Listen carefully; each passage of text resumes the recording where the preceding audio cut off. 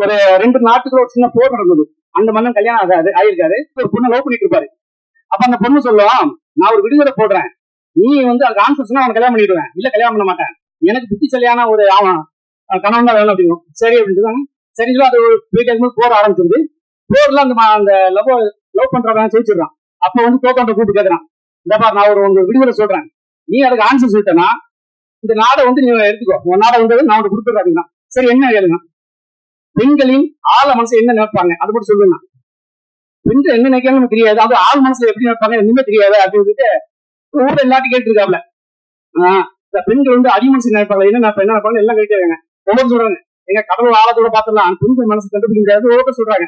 அப்போ ஒவ்வொரு சொல்றான், நம்ம ஊர் எல்லையில வந்து ஒரு சூனியக்காரி ஒரு கிளவி இருக்கிறா, அந்த கிளவிட்டு கேளு கரெக்டா சொல்லுவாப்புல அப்படின்னு. இந்த மன்னன் வந்து தோத்த மன்னன் நேரம் என்ன பண்றான், இந்த கிளவிட்ட போறான்.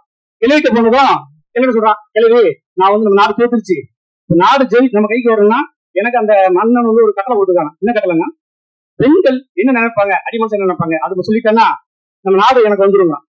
சரி நான் சொல்லிடுறேன், நீ சொல்லிட்டேன்னா நாடு உனக்கு வந்துடும், அவனுக்கு காதலி போயிடுவா, எனக்கு என்ன கிடைக்கும்பா, நீ என்ன வேணாலும் கேட்க உயிரோட தருவேன், நான் உயிர் கேட்க மாட்டேன், என்ன கேட்டாலும் செய்வியா செய்யறேன் அப்படின்னு ஒரு சொல்றான். என்ன சொல்றான்னா, எப்போதுமே பெண்கள் வந்து அவங்க இஷ்டத்துக்கு முடிவு விட்டீங்கன்னா அவங்க சந்தோஷமா இருப்பாங்க, அவங்க எடுக்கிற முடிவு எல்லாமே கரெக்டா இருக்கும். இதுதான் அடிமனசு நினைக்கிறது.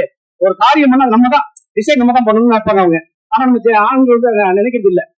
இப்ப அவன் வந்து அந்த மன்னன் வந்து அவன் சொல்லிட்டாப்ல, என்ன சொல்லிட்டாப்ல, சார் பெண்களை அவங்க இஷ்டத்துல விட்டீங்கன்னா நீங்க வந்து அந்த பெண்கள் வந்து ஜாலியா சந்தோஷமா இருப்பாங்க, குடும்பத்தை கரெக்டா நடத்துவாங்க, நம்ம எந்த டிஸ்டர்ப் பண்ண மாட்டோம், என்ன பண்ணலாம் சார் அப்படின்னா. அப்படியே காலேஜ் சொல்லுவாங்க, காலையில் ஆமா இதான் நினைச்சிருந்தோம். உடனே கல்யாணம் ஆயிடுது, இவங்க நாடு கிடைச்சிருது. நாடு கிடைச்சது கிளவிட்ட வந்து சொல்ல போறான் சந்தோஷத்தை, கிளவி நாடு கிடைச்சிருச்சு என்ன பண்ணலாம் சொல்ல போறான்.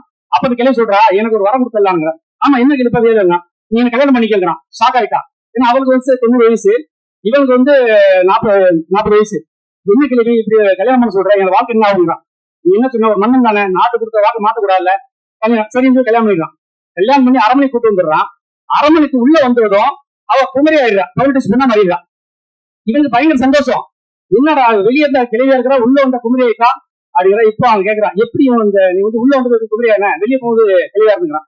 இந்த கிளவி கேட்கிறா, இந்த பார் மன்னா, நான் வந்து உன் கூட அரண்மனையில இருந்தா நான் வந்து குமரியா இருப்பேன், வெளியே வந்து கிளவியா மாறிடுவேன், உனக்கு எது வேணுங்கிறா.